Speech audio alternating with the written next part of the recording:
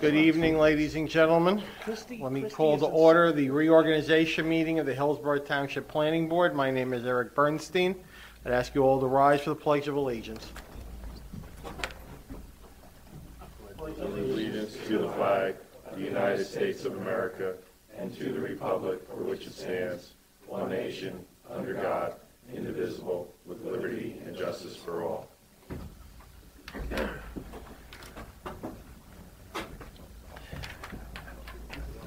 I'd like to announce the notice of the meeting pursuant to the provisions of Chapter 231 of the Public Laws of 1975.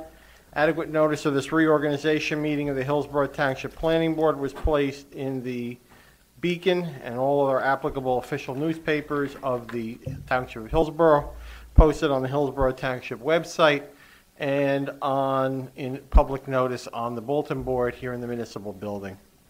The next order of business is oaths of office to the newly appointed members, which I believe is actually to the newly reappointed members, most of them. Mr. Peason, Mr. Merdinger, Mr. Delcourt, Mr. Burchett, I believe, are the four. We have the oath somewhere around here, or I get to do it from memory. Thank you. All right, will the four of you raise your right hand? Pick one, then. The other right.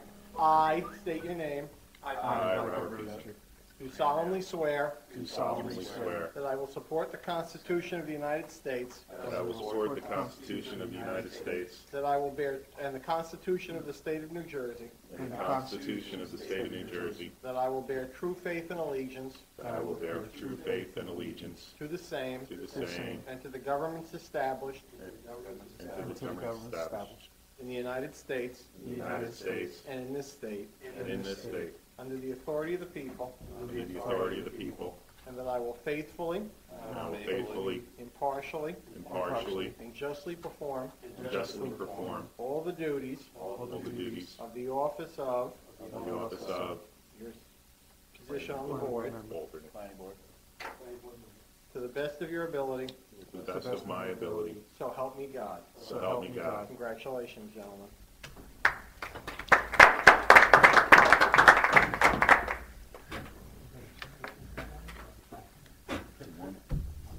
Lucille, call the roll, please. Mr. Wagner. Here. Mr. Julian. Here. Mr. Sean. Here. Dr. Cerisi. Here. Mr. Cohen. Here. Dr. Mahoney. Here. Mr. Merdinger. Here. Mr. Peason. Here. Committeeman Delcourt. Here. And Deputy Mayor Bishop. Here. The next order of business is the election of a chair. Do I have nominations for the position of chairman of the planning board for the year 2014? I nominate Dr. Steven Cerisi. Is there a second for Dr. Cerisi? Second. Any other nominations? Hearing none, motion to close nominations. Second? All in favor of closing nominations, say aye. Aye. We take a roll call on Dr. Cerisi's nomination. Mr. Wagner. Yes. Mr. Julian. Yes. Mr. Sean. Yes. I don't know if I called him Dr. Cerisi. Well, Dr. Cerisi. Yes. Thank you. Mr. Cohen. Yes. Dr. Mahoney. Yes. Mr. Merdinger. Yes. Mr. Peason. Yes. Committeeman Delcourt. Yes. And Deputy Mayor Bishop. Yes. Mr. Chairman, it's all yours again. What'd you say? You're the only doctor here? I agree.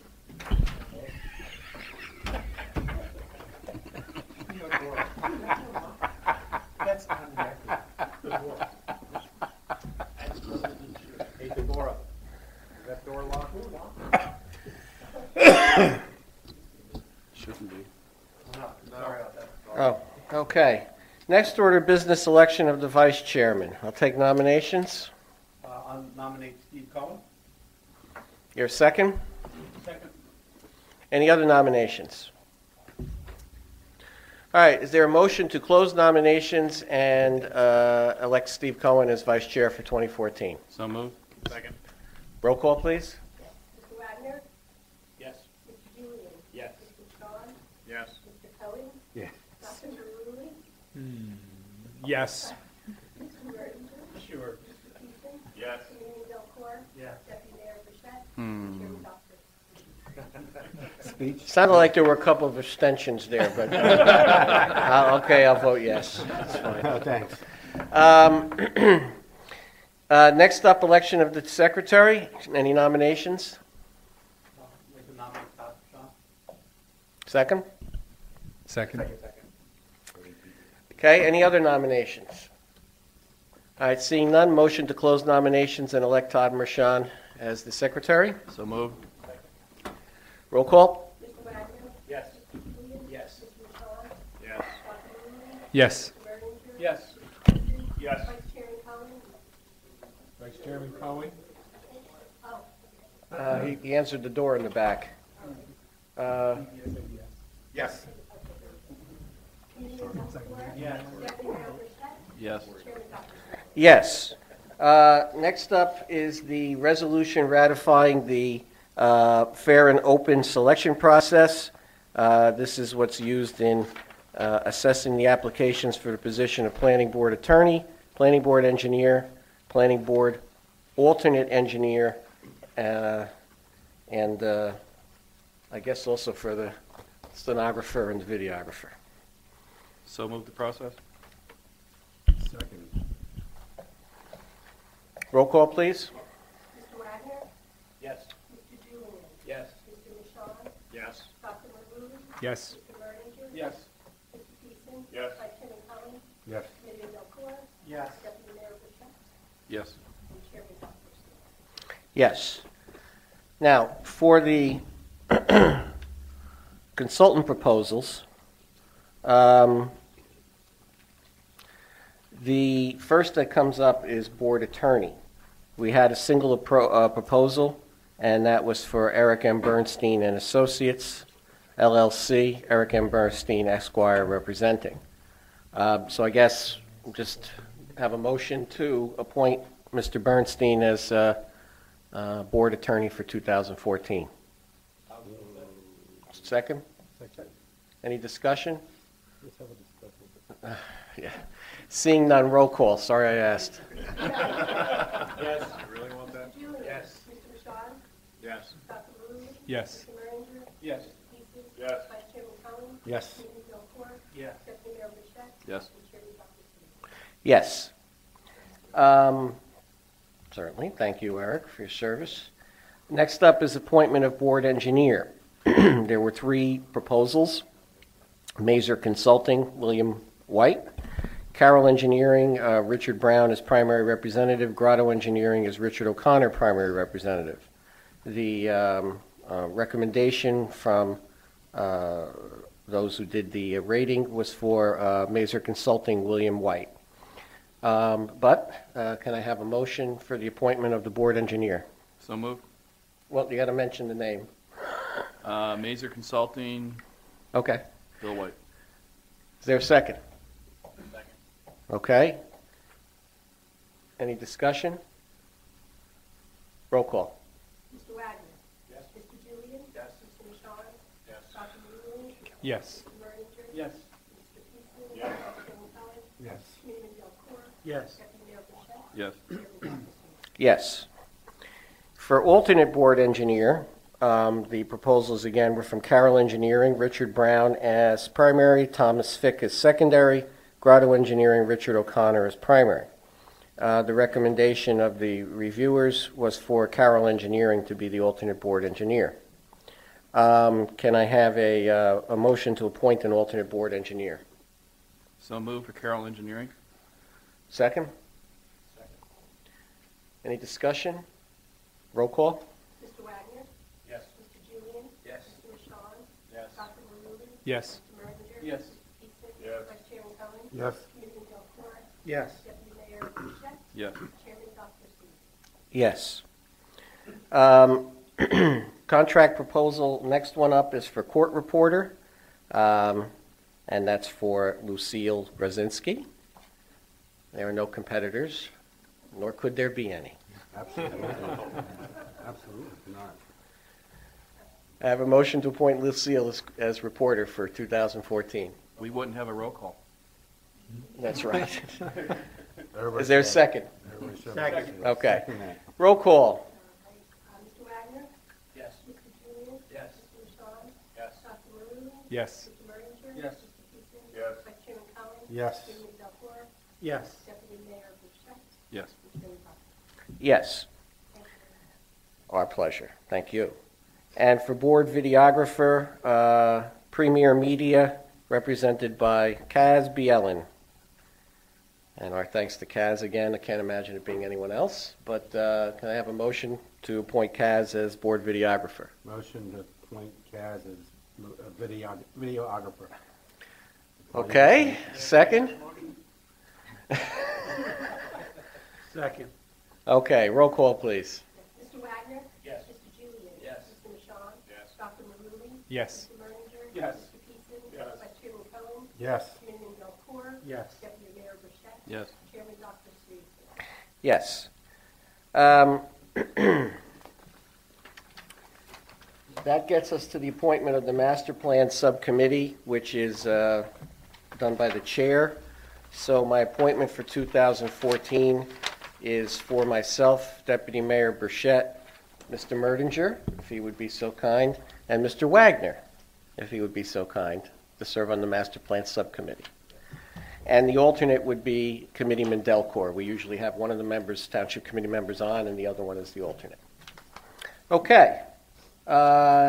Next up, rules of order. So we adopt the rules of order, which involve the regular meetings being 7:30 p.m. on the first and second Thursdays, no new business considered after 10 p.m., and meeting doesn't extend past 10:30 unless agreed to by a vote, majority vote. And that sets up the order of business for the meetings as well. Is there a motion to adopt those rules of order? So moved. Second. Roll call, please. Mr. Wagner? Yes. Mr. Julian? Yes. Mr. Michon? Yes. Dr. Maruly? Yes. Mr. Merdinger? Yes. Mr. Peterson? Yes. Vice Chairman Cohen? Yes. Committeeman Delcor? Yes. Deputy Mayor Bouchette? Yes. Chairman Dr. Seuss? Yes. Next up, the resolution designating the official newspaper. And the resolution, the proposal is the Hillsborough Beacon be designated as the official newspaper, meeting the requirements of Sections 13 and 3D2 of the Open Public Meetings Act. Is there a motion to appoint the Beacon? So moved. Second? Second. Okay, any discussion? Roll call, please. Mr. Wagner? Yes. Mr. Julian? Yes. Mr. Michon? Yes. Dr. Maruly? Yes. Mr. Merdinger? Yes. Mr. Peterson? Yes. Vice Chairman Cohen? Yes. Committeeman Delcor? Yes. Deputy Mayor Bouchette? Yes. Chairman Dr. Seuss? Yes. Next up is a resolution fixing the charge for notice of meetings. And this is for those who request something in the mail to be sent to them, which sometimes happens in these legal proceedings. And the resolution is in your packet. Do I have a motion to adopt that resolution fixing the charge? So moved. Second. Roll call, please. Mr. Wagner? Yes. Mr. Julian? Yes. Mr. Michon? Yes. Dr. Maruly? Yes. Mr. Merdinger? Yes. Mr. Peterson? Yes. Vice Chairman Cohen? Yes. Committeeman Delcor? Yes. Deputy Mayor Bouchette? Yes. Chairman Dr. Seuss? Yes. Next is the resolution setting the schedule of meetings. So that schedule will be supplied to the Beacon and the Courier News, the Courier News being the backup for the Beacon as the official paper. And the meetings, again, as stated, are typically the first and second Thursdays of the month, with a business meeting to be the fourth Thursday of the month. There are a few exceptions. We don't have a meeting scheduled for the first Thursday of this month, since that was Township Committee reorganization, and there's no meeting in August. There's also no second meeting scheduled for July, and of course, and there's none for the first Thursday in November. So that's on your list there, the meeting schedules. And do I have a motion to adopt that schedule? So moved. Second. Okay, roll call, please. Mr. Wagner? Yes. Mr. Julian? Yes. Mr. Michon? Yes. Dr. Maruly? Yes. Mr. Merdinger? Yes. Mr. Peterson? Yes. Vice Chairman Cohen? Yes. Committeeman Delcor. Yes. Deputy Mayor Boucher. Yes. Chairman Dr. Seuss. Yes. Next is a resolution of an open meeting policy. This just addresses, we do this every year, addresses the openness of this meeting to the public and to public comment. Is there a motion to adopt the resolution? So moved. Roll call, please. Mr. Wagner. Yes. Mr. Julian. Yes. Mr. Michon. Yes. Dr. Maruly. Yes. Mr. Merdinger. Yes. Mr. Peterson. Yes. Vice Chairman Kelly. Yes. Committeeman Delcor. Yes. Deputy Mayor Boucher. Yes. Chairman Dr. Seuss. Yes. And the final resolution to adopt is that of the administrative procedures of the planning board. We have to adopt those every year. They are listed in your packet. Do I have a motion to adopt them? Mr. Chairman, before there's a motion, I would like to request a correction to Oh, these. Okay. If the Mistake. board will turn to the resolution on page 8, section 3D, 3D. the annual report. Okay. Brought to my attention by the planning director, which is correct, the board is, he is required to provide an annual report of the board. However, there is no provision that requires the board to approve it before it is submitted to the township committee and the public. So we're asking that the provision be amended to require that this be submitted to the committee and the public subsequent to board review and approval. Okay. Is there a motion adopting the rules of order as amended, as described by Mr. Bernstein? So moved. Okay. Roll call, please. Mr. Wagner. Yes. Mr. Julian. Yes. Mr. Michon. Yes. Dr. Maruly. Yes. Mr. Merdinger. Yes. Mr. Peterson. Yes. Vice Chairman Kelly. Yes. Committeeman Delcor. Yes. Deputy Mayor Boucher. Yes. Chairman Dr. Seuss. Yes. Thank you, Mr. Chairman. No problem, Mr. Bernstein. Okay, well, that concludes the reorganization, so I just need a motion to adjourn. So moved. Second. All in favor, say aye. Aye. Any opposed? All right, we are adjourned, and we'll be back at 7:30 for the regular meeting. Thank you.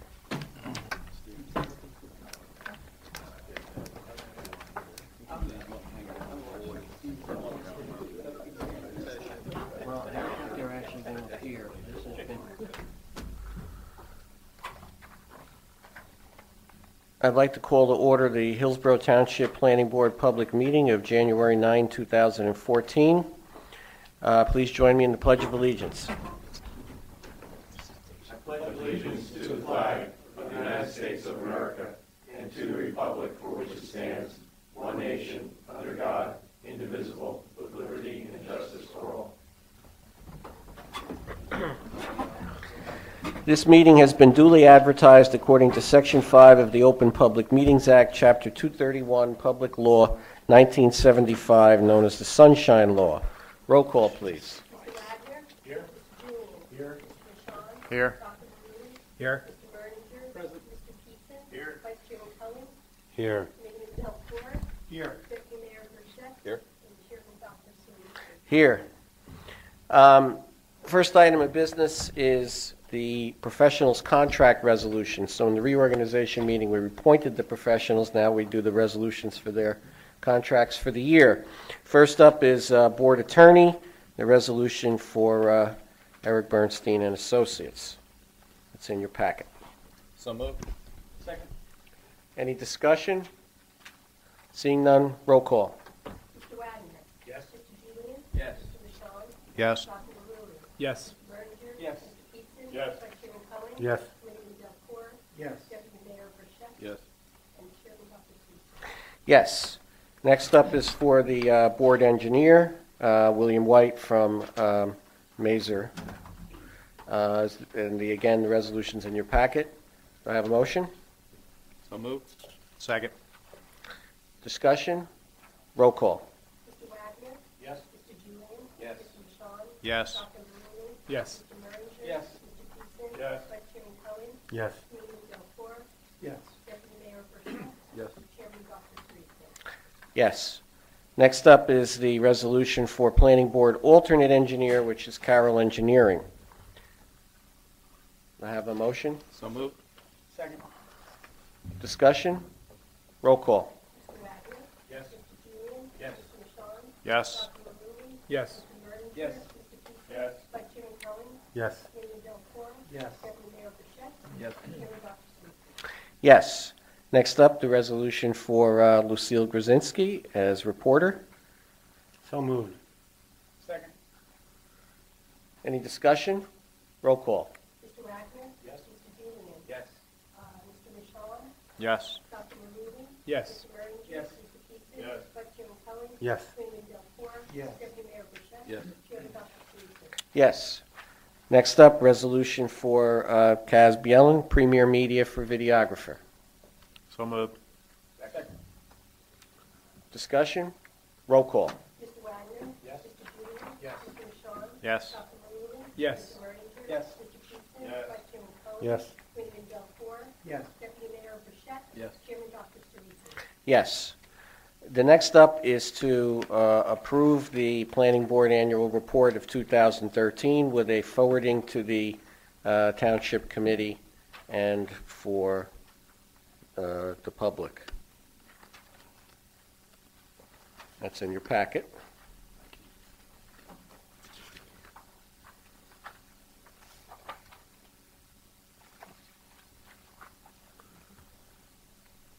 Is there a motion? I'll move it. Second. Any discussion? Seeing none, roll call. Mr. Wagner? Yes. Mr. Julian? Yes. Mr. Michon? Yes. Dr. Maroon? Yes. Mr. Merdinger? Yes. Mr. Peterson? Yes. Vice Chairman Cohen? Yes. Chairman Delacroix? Yes. Deputy Mayor Boucher? Yes. Chairman Dr. Seuss? Yes. Also in your packet, although we don't take any official action on it, is a copy of the Board of Adjustment 2013 Annual Report. Any business from the floor for items not on the agenda? So anything for an item that's not in a public hearing? Seeing none, we move on to the first public hearing. I guess just a little explanation on this. Hillsborough Lawn and Garden, File 12, PB 11 SRB, Blocks 178, Lots 19, and 178, Lot 20. Now, that was an application that was approved, but was left hanging some business with the fire marshal. Mr. Bernstein, Mr. Riddell, we received material from Mr. Wenninger regarding such. There was also an issue, if you recall, regarding the location of a dumpster. There was also some sign issues that were addressed internally by the planning office, and therefore there is no need for them to come back. I will indicate to the board that Mr. Goldberg will be receiving the resolution for his review tomorrow. Okay. So then the next we'll see of it is to adopt the resolution Correct. Hopefully in for February. the approval. Yep. Okay. Thank you. So for the hearing tonight, we have, I guess we can open them, we can go into, announce them both at the same time. It's WSH Enterprises amended preliminary and amended final plat. They have two file numbers, 06PB08MJ for the preliminary, 08PB15MJF for the amended final. This is block 148, lot 24, along Beekman Lane. So, Mr. Chairman, Yes. before Mr. Linus starts, I Okay. believe Mr. Burchett is excused, having not had an opportunity to review the prior hearings. He is excused from the board. okay, thank you. Therefore, Thank- both of the alternates are eligible to vote on this matter. Okay. Yes, Deputy Mayor being new to the board again this year and having not been here for all the previous interesting testimony. So, Mr. Linus. Yes, thank you very much, Mr. Chairman, members of the Planning Board, members of the public. My name is Francis P. Linus, and I'm representing WSH Enterprises this evening. By way of background and bringing the board up to date, as the board is aware, the hearing was substantially completed on December 5th. At the conclusion of that meeting, there were some issues remaining relating to stormwater management. The board directed the applicant to purchase a transcript. We did that. The transcript went over to Mr. White for his review, the stormwater management issues. Mr. White then engaged in some communication with the engineers regarding the issues raised. Subsequent to that communication, Mr. Heibel, on behalf of Van Cleef, on behalf of the applicant, prepared certain revisions which are sent back to Mr. White, and Mr. White subsequently issued a new memorandum addressing those issues. So tonight we're here to complete the application in its entirety, and I have one witness, and that is Mr. Heibel. Mr. Chairman, before Mr. Heibel is sworn in, et cetera, let me add a little additional item, because if the board may recall, when the applicant was before it in November, there was a firm representing a group of objectors. In fact, there was testimony from a hydrologist on behalf of the objectors. I don't know if the board received. I was contacted yesterday by Mr. Lieberman, in which he indicated to me that he was not going to be attending on behalf of the objectors because, and I'm paraphrasing, the matter, at least from his point of view, at least from the professional point of view, have been addressed through the changes in the plans, etc. For that, I asked him to send me a letter. I believe the board has a copy, but let me read it into the record. This is a letter to me dated yesterday regarding the application from Stuart J. Lieberman, Esquire, from Lieberman and Blecker. Dear Mr. Bernstein, pursuant to our telephone conversation this afternoon, this is to confirm that my firm will not be appearing at tomorrow's planning board hearing on behalf of BLOC. To that end, we respectfully request that individual members of BLOC be allowed to speak during the public comment period. If they wish, please do not hesitate to contact my office with any questions or concerns. Thank you for your courtesy. If you recall, when an organization or objector is represented by counsel, they basically allow counsel to speak. Counsel is not here, so if there are members of either BLOC or the public in general, they may speak at the public comment period now that Mr. Lieberman is not involved in the matter at hand. But it is my understanding that neither he nor anyone from Princeton Hydro will be here unless somebody... No. I don't see it. So therefore, that's the other part of the application. So at that point, Mr. Chairman, I'll leave it back to you and the board. Yeah, two things. Number one, just for the record, BLOC is the name of the group of residents who are objectors to the proposal. The other thing is that when Mr. Lieberman was here and he called up members of his client group, they were all sworn in, those who spoke. Are they still under oath? If they come up to speak, they are. Okay, so anyone who does come up to speak who was sworn in under oath by Mr. Lieberman, by Lucille, but having been called up by Mr. Lieberman to speak under oath, remains under oath if they get up to speak today. Okay, so Mr. Linus? Yes, thank you very much, Mr. Chairman. All right, Mr. Heibel, I briefly paraphrased the events that occurred between the last meeting on December 5th and tonight. Would you, by way of testimony, bring the board up to date? Yes. At the meeting, after my testimony and after, I'm going to characterize it as the objector's engineer's testimony, there was a commitment by the planning board engineer to review what I asked for was a transcript, and I asked for that within a 1 week time. Well, Lucille outdid herself as always, and by Monday morning it was there. So I came into work, I was out that day, and I read. That's why we'd never consider another. Thank you. And I read the transcript, and it was forwarded to Mr. White. Mr. White subsequently submitted an email to me, which was dated on December 19th. Copies were also sent to the objector's engineer that was present at the meeting. Mm-hmm. And there was a total of 6 different items that Mr. White asked me to address, and each of those were the comments by the other engineer.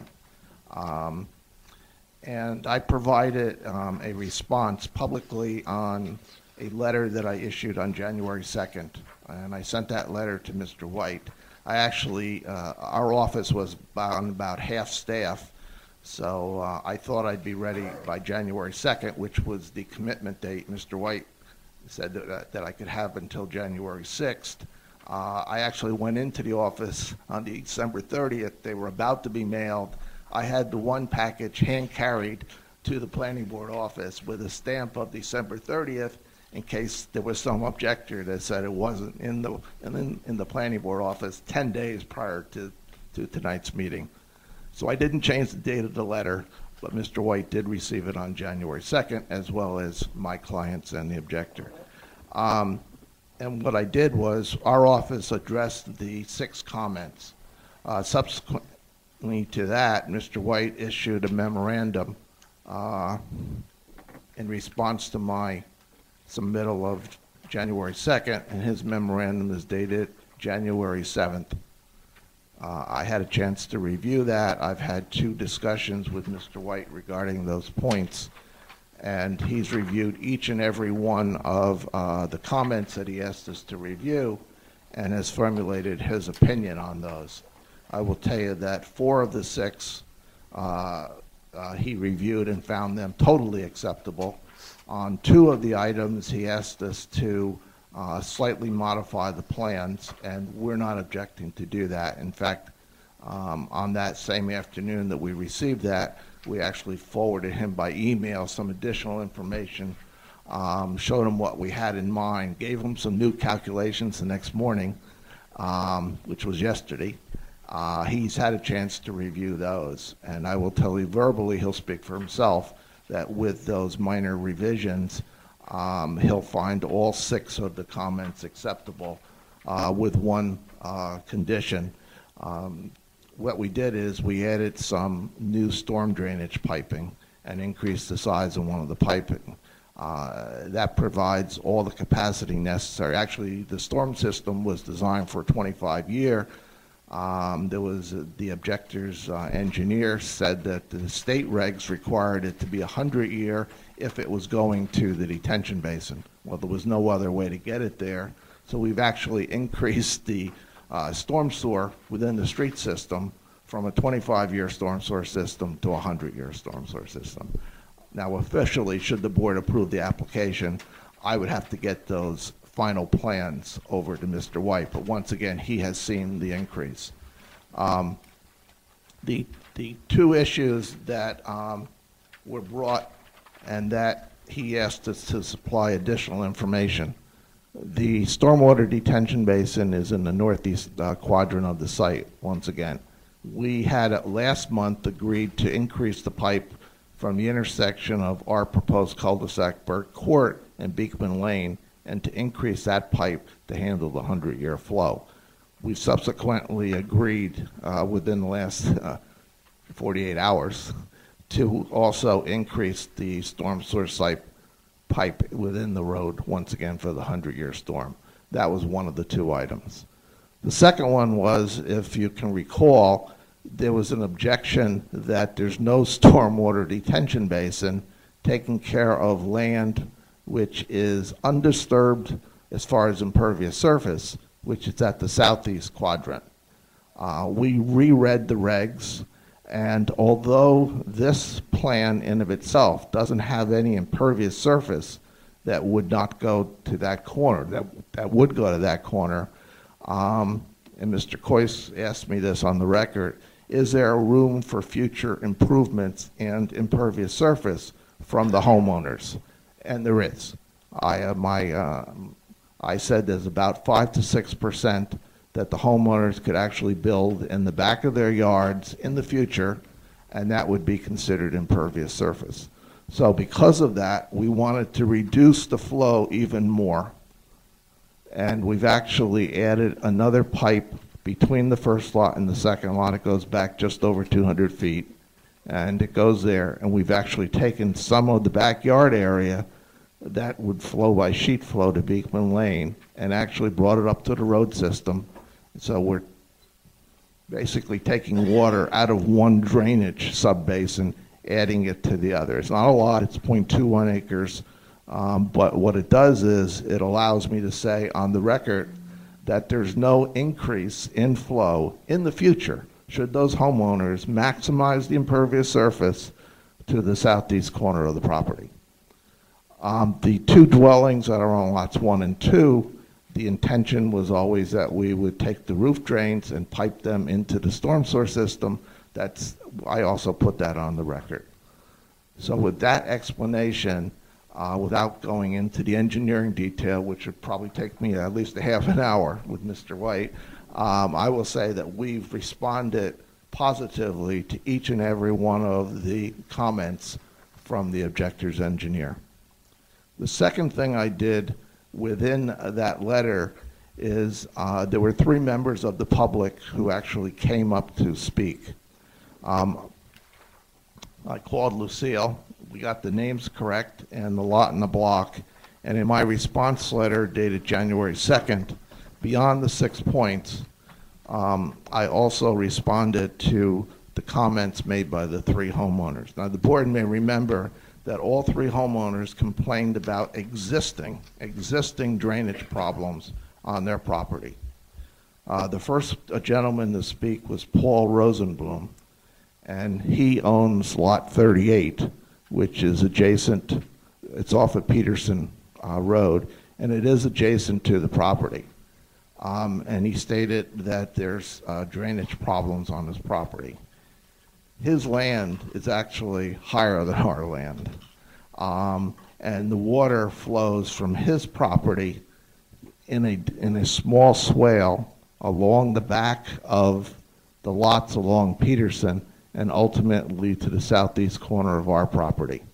None of our water, whether it's from the impervious surface or from the sheet flow in the back or the conservation easement, goes upon his property. The second, and that was lot 38 in block 149.14. The second, I'd have to open the plans, but it is absolutely higher. His property is higher. It actually goes down once again to this backyard swale. He's at the very westerly end of the backyard swale. The second property owner is June Davies, and that's lot 35 in block 149.14. I believe that's her property. Once again, her land is higher than our land. Her sheet flow from her property actually sheet flows across the back of our property and ultimately to the railroad. Once again, none of our water flows onto her property, just the opposite, and certainly no impervious surface goes there, because once again, we're taking all of our proposed impervious surface, 100% out to the stormwater detention basin. The third gentleman who spoke, the third person, who happened to be a gentleman, is Gary Schaefer. It's lot 12 in block 149.11. That property is actually not adjacent to our property line. It's on the opposite side of Peterson at the intersection of Peterson and Lewis Street. The sheet flow from his property goes to one of those 2 roads and into the storm sewer system. We absolutely don't have any water flowing. It would have to flow uphill through the lands, lots along Peterson, into the road, across the road, and then into his property. Totally impossible. So although I believe when he stated on the record that he has existing drainage problems, these are not caused by any of the water from our property, either now or in the future. And that's the same for all 3 property owners. The last housekeeping item that I have is that we have received 3 additional updated reports since I spoke at the last meeting. I said that we had resubmitted to these agencies but had not received the response. We now have the response. We have a report dated December 6th from the DNR Canal Commission. I told the board that the property is outside of their jurisdiction, and therefore I expected a jurisdictional determination that the property is exempt. We are in receipt of that, and so is the board. The next report was December 10th, and that was from the Somerset County Planning Board. They've approved the engineering aspects of the project, and when we submitted it, there's a simultaneous, as the board knows, application for preliminary and final. They have 2 conditions. They're both money, and they have to do with the final. So the applicant, should the board approve this, cannot file the final plat until two certified checks are given to the county.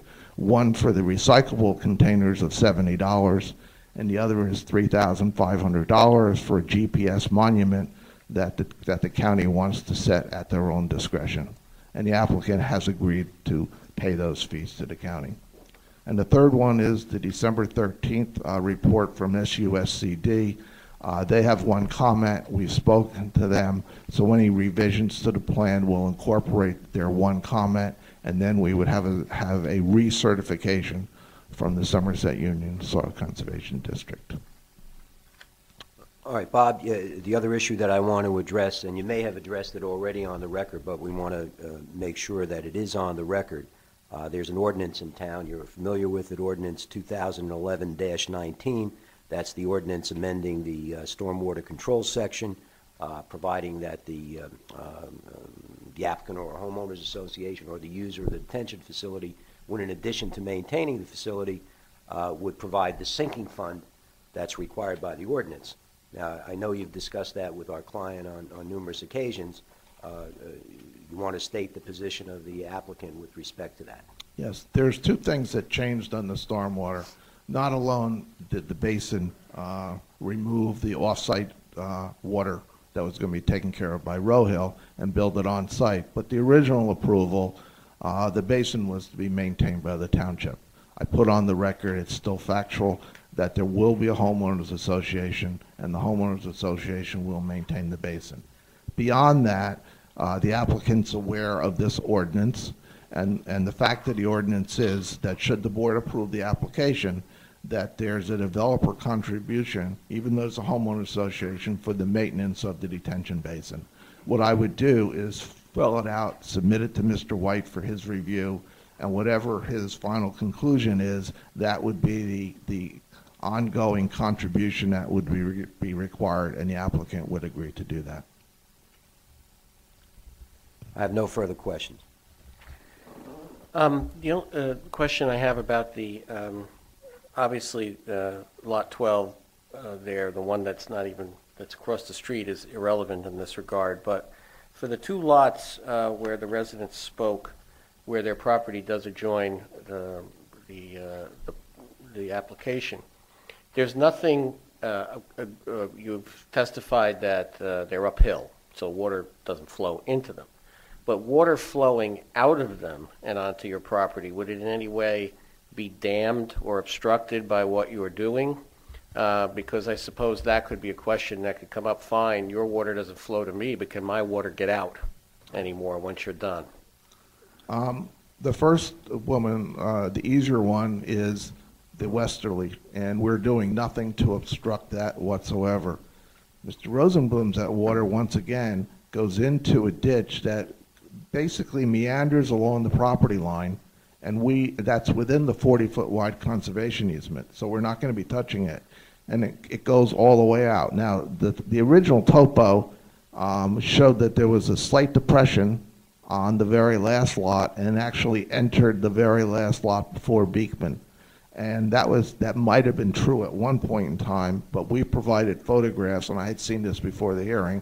It was my statement that our water didn't go that way. It actually sheet flows out onto Beekman. So we're not obstructing that water from not alone that particular property, but the rest of the properties along Peterson all the way to Beekman can still flow in exactly the same drainage ditch, no obstruction whatsoever, and provided in the 40-foot wide conservation easement. Thank you. And that, of course, addresses the other thing that we heard, which is that an objector looking at a map said that you had an area that flowed the other way, and you said that an actual, you've testified now that an actual inspection of the property, rather than looking at the piece of paper, shows that that's not the case.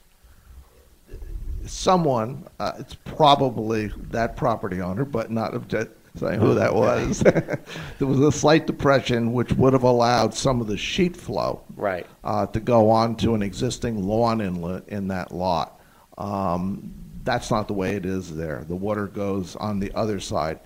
The swale is on the south side, so the swale that I'm speaking to still goes to the inlet, and we're not doing anything. But the water from the backyards here gets to Beekman, doesn't get onto that adjoining property. It doesn't get to the adjoining property.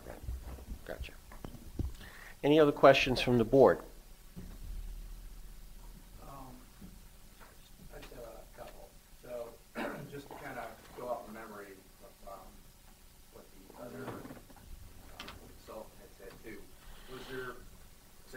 lot of back and forth in terms of the accusations that he had made in terms of not adhering to stormwater calculations, regulations. They weren't done in accordance with the regulations. I mean, did you go over and rehash, the calculations and the map in the stormwater management plan and come to some type of decision that you had to change your calculations or adhere to different ones? Yes, there was, he referred to one of the ordinances, and that's why I wanted the transcript. I went back to the state regs to see what the actual number is. We have, in order to design that, we actually do percolation tests, but there was a minimum maximum within the state regs. We used the actual rate. This time we went and used this 0.5 instead of the 0.6 that he referred to, inches per hour. Redid those to see how long the water could possibly be within the stormwater detention basin. Although I believe it's going to stay in there a lot shorter based on the actual rates.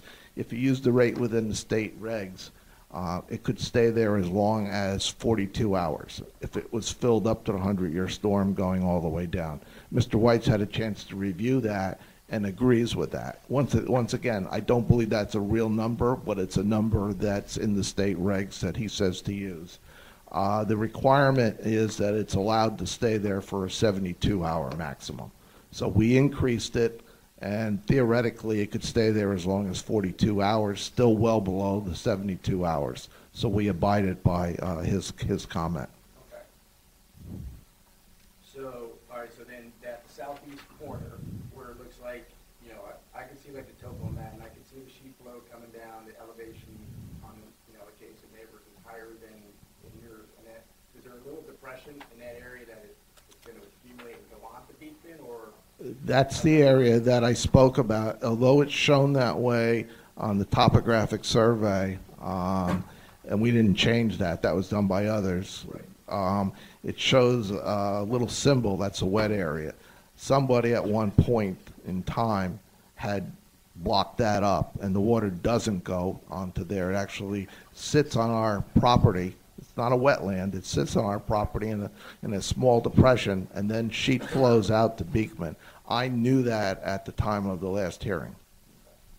So is that still going to be an issue on Beekman, or? No, it's not an issue whatsoever. And then you're going to do the bioretention basin Yes. on the other side. Yes. How about in the conservation area? Is there going to be any bioretention kind of vegetation, or you're kind of comfortable with the conservation? The actual reg there was, and it's the state reg, it's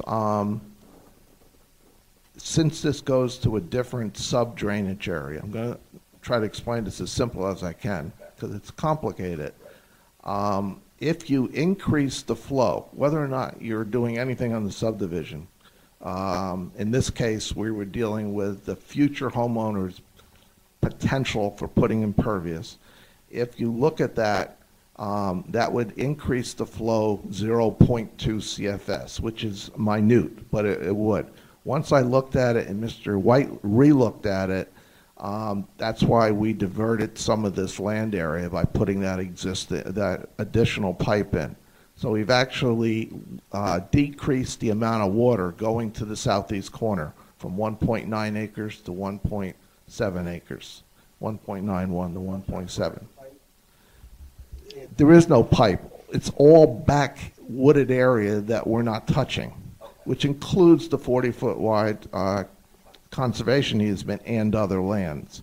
So we were showing that nothing flows into there. The premise was that the future homeowners could put some impervious and go in. So please reanalyze it.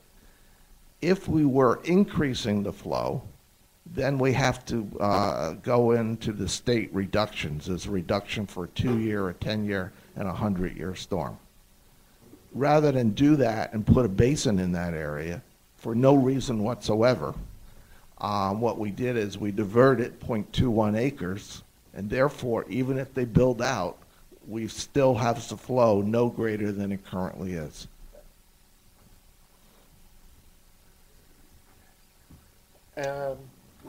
Any other questions from the board? All right, Mr. White, if you could sort of orient us to your analysis and conclusions.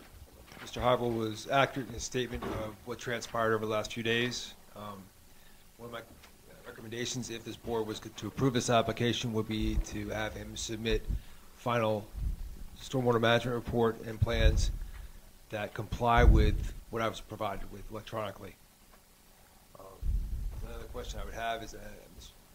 Chairman, I would be happy to hear about this, was that there was a question of providing water quality to the southern part, and if you don't have impervious cover, parking, roads, etc., you're not required to provide water quality treatment for natural area. It's just going to percolate into there. It's not getting any of the harmful material to it. So it's not coming off the road. It's not getting greases, the oils and things. It's just runoff from either roofs, which they actually converted into the bioretention basin, which will help the bioretention basin and also the overall stormwater management. And when Mr. Hybel was accurate that he basically looked at these sites at full build out. They're not shown on your plans as full build out, but should and this board and actually the zoning board sees a lot of applications where people go over on the impervious. They've designed for the maximum. Okay. So, to your satisfaction then, everything that was brought up at the last meeting has been addressed? Based on the transcript provided, there were 6 issues. Mr. Hybel has successfully addressed each one to my satisfaction with his submission and subsequent submissions. So once we get the final set of plans and the drainage report, we'll confirm that, and there should not be any problems. Thank you, Mr. White. Mr. Bernstein, anything else? Mr. Riddell? Okay. Do we have to reopen to public? New year, I guess. Okay, so motion to reopen to public. So moved. All in favor, say aye. Aye. Anybody in the audience who wants to come up and speak, raise your hand. Huh? As to this witness, but I don't think there are any others. Right? Mr. Linus, do you have any other witnesses? No, I do not, Mr. Chairman. Okay. So this is the only witness to question.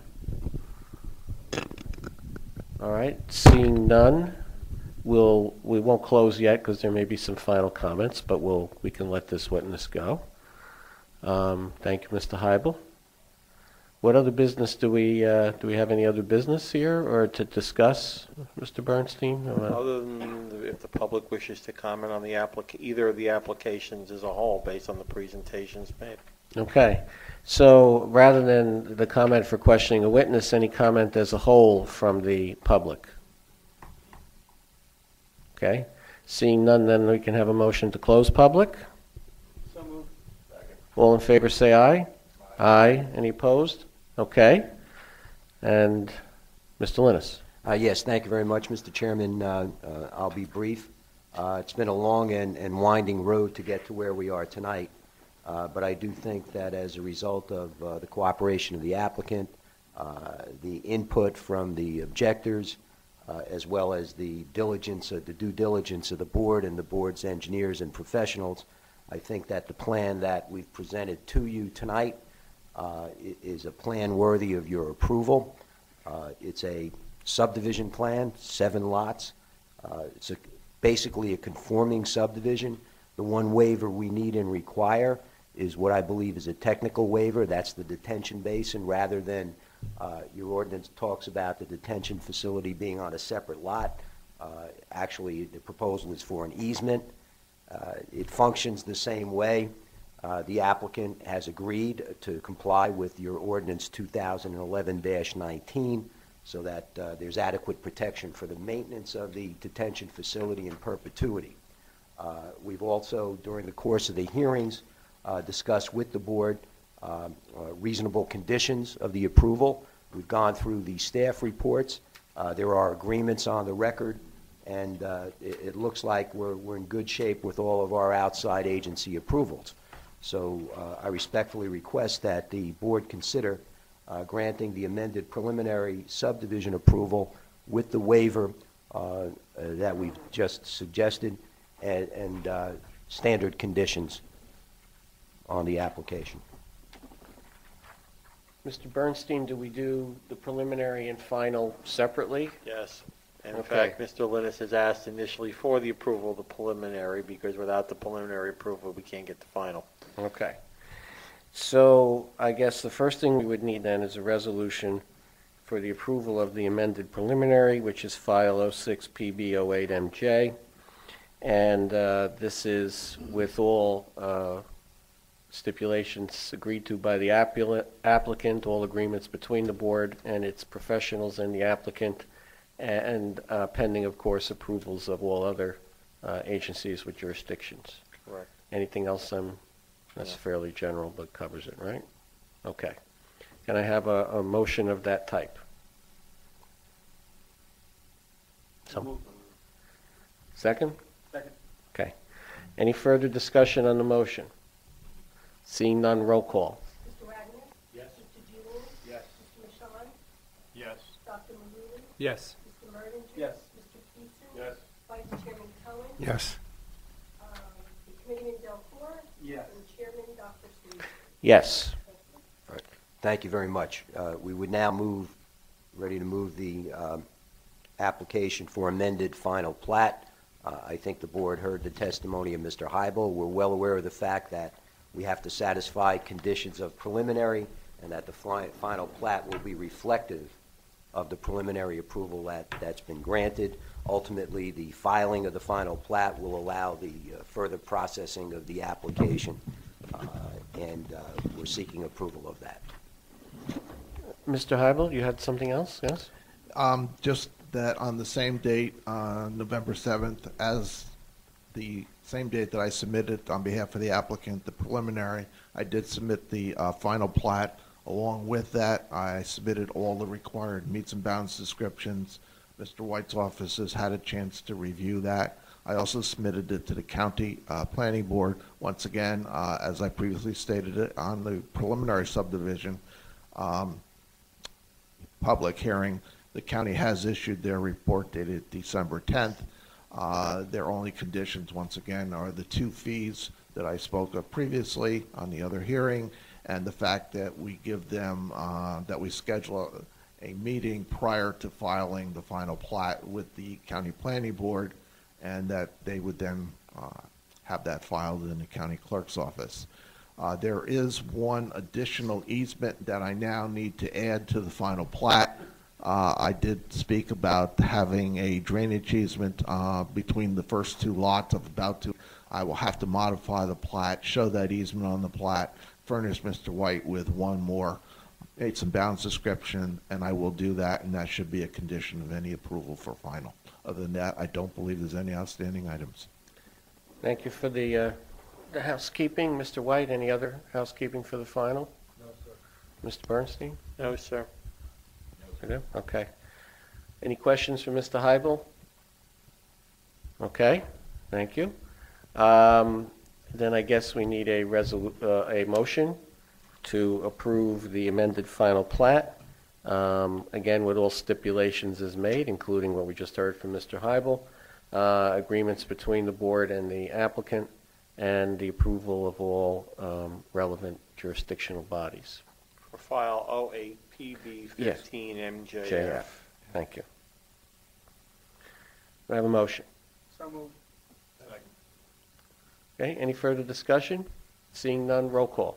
Mr. Wagner? Yes. Mr. Julian? Yes. Mr. Michon? Yes. Dr. Maluly? Yes. Mr. Merdinger? Yes. Mr. Peterson? Yes. Vice Chairman Cohen?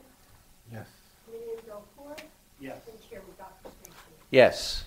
All right, thank Mr. you very much, Linus, and happy Mr. Heibel, thank you. Happy New Year. Don't look for the resolution tomorrow, Frank. And thanks very much to Mr. White for seeing us through on this one. Looked pretty hairy for a while, but we seem to be there now. That's great. There being no further business, unless anybody has to jump up and have any? No, I see none. A motion to adjourn. There a second? Second. All in favor signify by saying aye. Aye. Any opposed? We are adjourned.